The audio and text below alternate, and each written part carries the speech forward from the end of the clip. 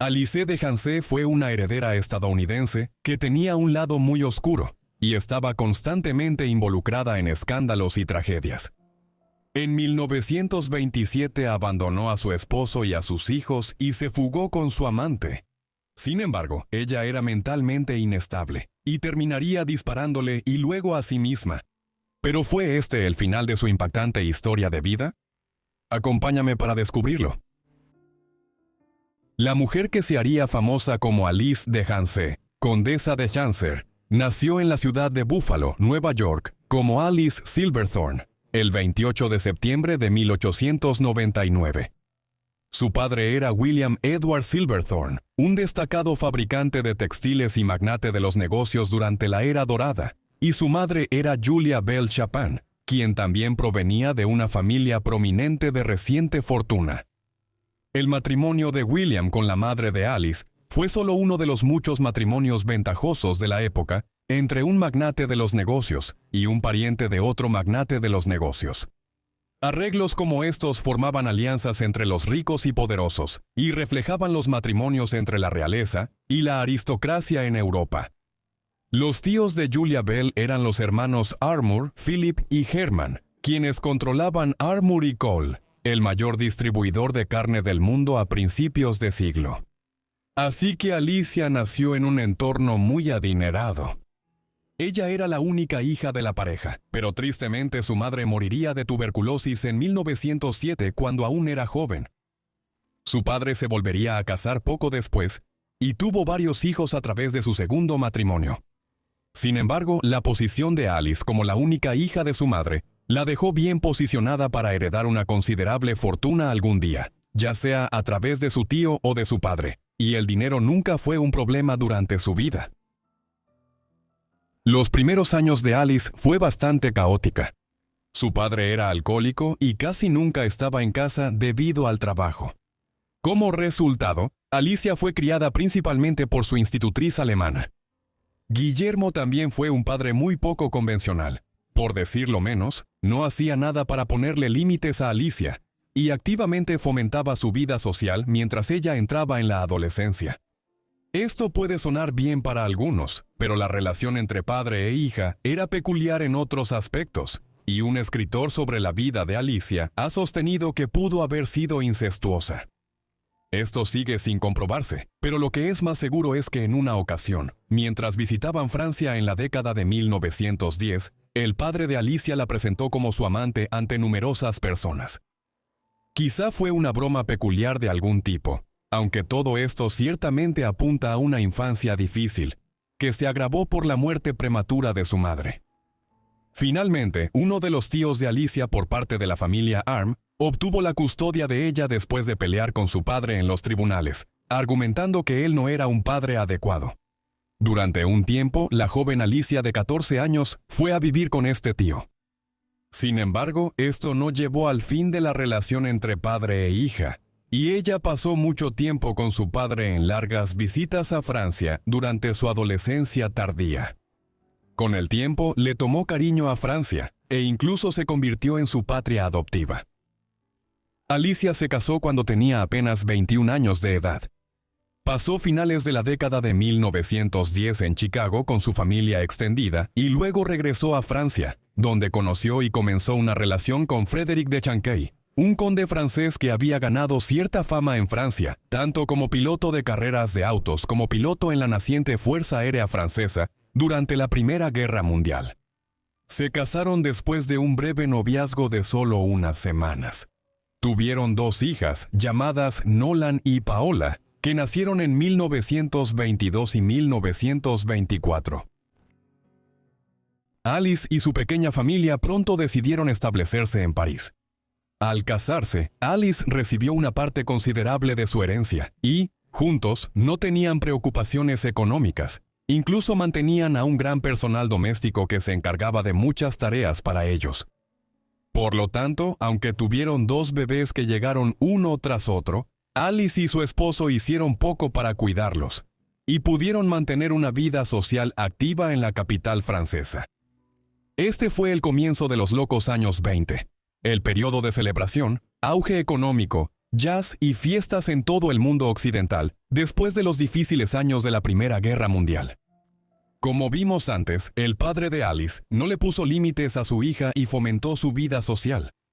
Ahora, siendo una mujer de 20 y tantos años y madre, su estilo de vida excesivo continuó, y los Deschances socializaban con algunas de las figuras literarias y artísticas más conocidas del periodo de entreguerras en los clubes de jazz de París. Sin embargo, Alice no era solo una joven sociable. A veces era errática y excéntrica, y buscaba la notoriedad. Sin embargo, como quedaría claro, su personalidad extravagante solo ocultaba superficialmente su carácter algo inestable.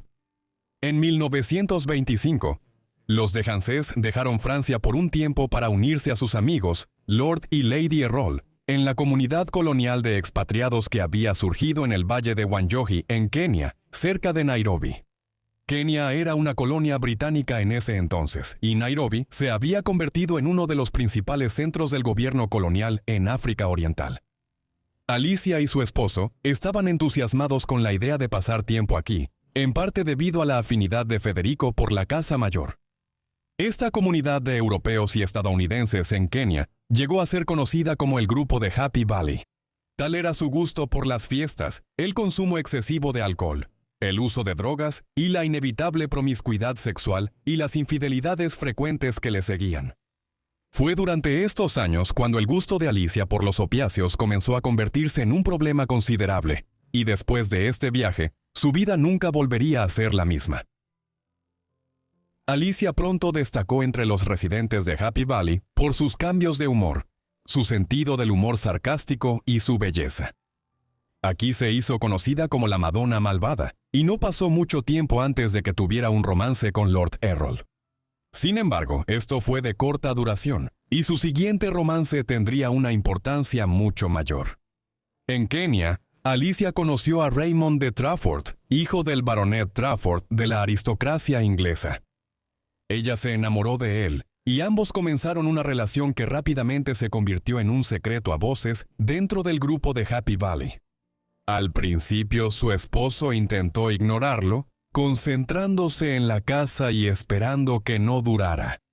Sin embargo, pronto quedó claro que Alice estaba enamorada de Trafford. Frederick más tarde se referiría a esto como el triángulo amoroso infernal. Aunque al principio dudaba, Frederick finalmente buscó separarse. Fue impulsado por sus familiares, quienes estaban escandalizados por la infidelidad de Alice y su comportamiento errático. Se divorciaron en 1927 después de un periodo en el que Frederick había pasado tiempo en París, mientras Alice regresó a Kenia para estar con Raymond de Trafford. Quizás fue algo más que solo su aventura lo que llevó al divorcio. Un año después, Frederick publicó un libro titulado Vertical Land, que era en gran parte un relato biográfico del grupo de Happy Valley y en el que comentaba sobre el carácter suicida e inestable de su esposa. Ella era propensa a cambios de humor severos, incluyendo episodios de depresión, que se agravaban por sus hábitos de consumo de opio y alcohol. Gran parte de esto era genético, y Alicia claramente sufría de algún tipo de depresión clínica o trastorno bipolar, y otros miembros de su familia extendida se habían suicidado en años anteriores. Con su esposo fuera, el amante de Alicia estaba a punto de descubrir exactamente cuán inestable podía ser ella. El 25 de marzo de 1927, mientras estaban en París, él le informó que no podían casarse, ya que su familia católica romana se oponía al escándalo social que podría causar y lo desheredaría. Bueno, ellos sabían que Raimundo había destruido su matrimonio. Esto llevó a uno de los eventos más escandalosos en la vida de Alicia.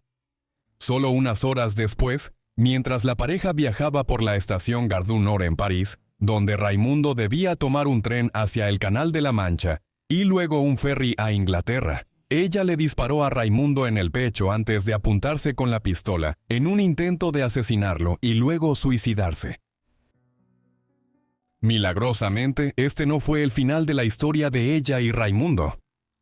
Después del tiroteo, ambos fueron llevados de urgencia al hospital Lariboisière, donde Raimundo estaba en estado crítico y permanecería así durante días. Estuvo a punto de morir, ya que la bala rozó uno de sus pulmones. Alicia, por otro lado, salió con una herida menor y, como se esperaba que se recuperara rápidamente, la policía francesa montó guardia fuera de su habitación. Iba a ser acusada de intento de asesinato una vez que se recuperara. Alicia hizo poco para protegerse de la acusación.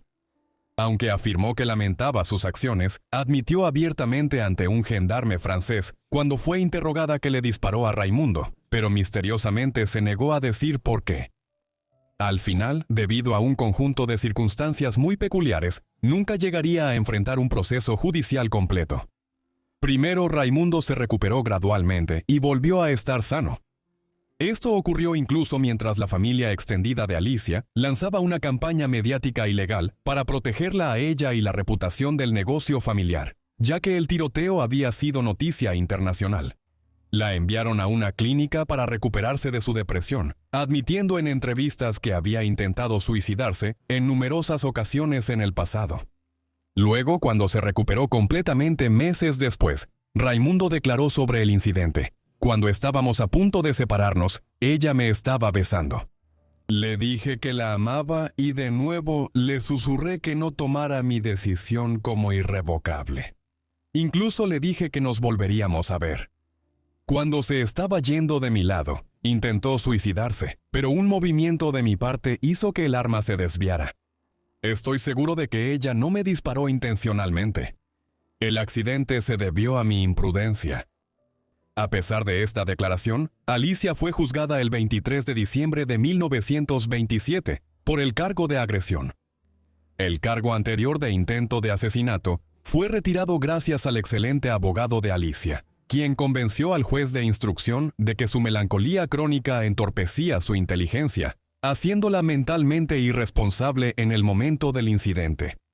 Durante el juicio, se destacaron los intentos de suicidio de Alicia, así como la declaración de Raimundo y el hecho de que se trataba de un crimen pasional.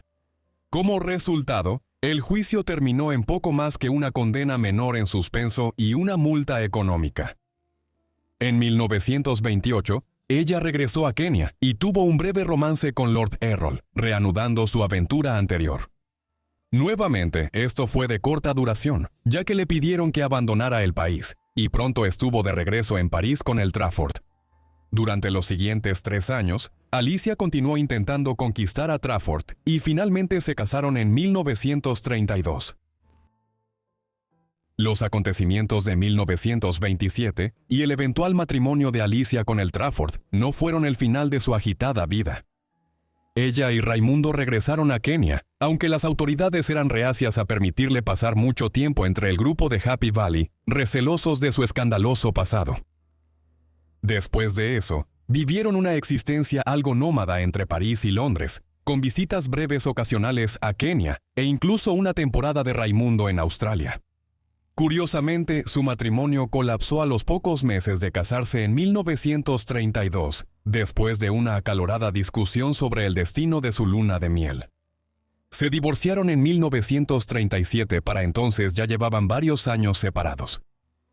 El Trafford pudo soportar que su futura esposa le disparara, pero aparentemente, el matrimonio fue un paso demasiado lejos. La segunda mitad de la década de 1930 fueron años de creciente aislamiento para Alicia. La cultura del jazz de los años 20 había terminado y nuevos movimientos sociales la habían dejado atrás, mientras que su comportamiento cada vez más errático y el escándalo público del tiroteo hicieron que muchas personas se alejaran de ella. Sintiéndose sola, dependía cada vez más de los opiáceos y seguía viajando en avión entre países. A veces decidía que iba a regresar a vivir a Estados Unidos. Y luego, igual de rápido, decidía regresar a sus antiguos sitios habituales en Francia y Kenia. Sus hijos vivían en París, pero rara vez la veían. Generalmente eran criados por la familia extendida de Federico, quien había muerto de una infección en la sangre en 1933 en Nueva Orleans. Más tarde la describieron de una manera similar a como uno describiría a una tía o un tío, que aparecía 1 o 2 veces al año con regalos para los niños, y desaparecía igual de rápido.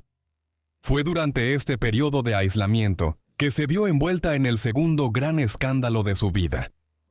el 24 de enero de 1941. Lord Errol, el hombre que había estado involucrado en traer a los dejenses a Kenia 15 años antes, fue encontrado muerto de un disparo en su auto cerca de Nairobi. La sospecha recayó rápidamente sobre Alicia, debido a su conocida relación con Errol, su carácter inestable y su historial de haber intentado matar previamente a uno de sus amantes. Alicia fue interrogada por la policía y pudo proporcionar una especie de coartada, pero era débil y la sospecha seguía girando en torno a ella. Al final, no hubo pruebas suficientes para acusar a Alicia del asesinato de Errol. El periodismo de investigación a lo largo de los años ha llegado a diferentes conclusiones. Algunos creen que Alicia era la culpable más probable. Otros la exoneran y señalan con el dedo a otros miembros de la comunidad colonial de expatriados en Kenia en ese momento. Puede que nunca lo sepamos con certeza. Alicia no sobreviviría a Errol por mucho tiempo. Ella tenía mala salud y pronto le diagnosticaron cáncer de útero, por lo que tuvo que someterse a una histerectomía. Deprimida por su aislamiento, su apariencia en decadencia y su abuso de drogas en aumento, intentó suicidarse 2 veces en un lapso de 8 días a finales de septiembre de 1941. En el segundo intento, sí logró quitarse la vida al dispararse con la misma pistola que había usado en el incidente en la Gare du Nord, en París 14 años antes. Tenía 42 años. Cuando registraron su casa después de estos hechos, encontraron cartas de despedida e incluso colocó notas en algunos muebles para regalarlos a personas que conocía. Fue un final peculiar para una vida peculiar.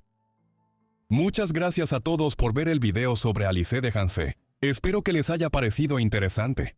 Déjenme saber qué les pareció su vida aquí abajo en los comentarios. Y si tienen alguna sugerencia, también asegúrense de dejarla aquí abajo en los comentarios. Espero que estén suscritos y tengan las notificaciones activadas para recibir todos mis videos tan pronto como los suba. Y bueno, eso es todo de mi parte. Así que los veré a todos en la próxima Forgotten Life. Gracias.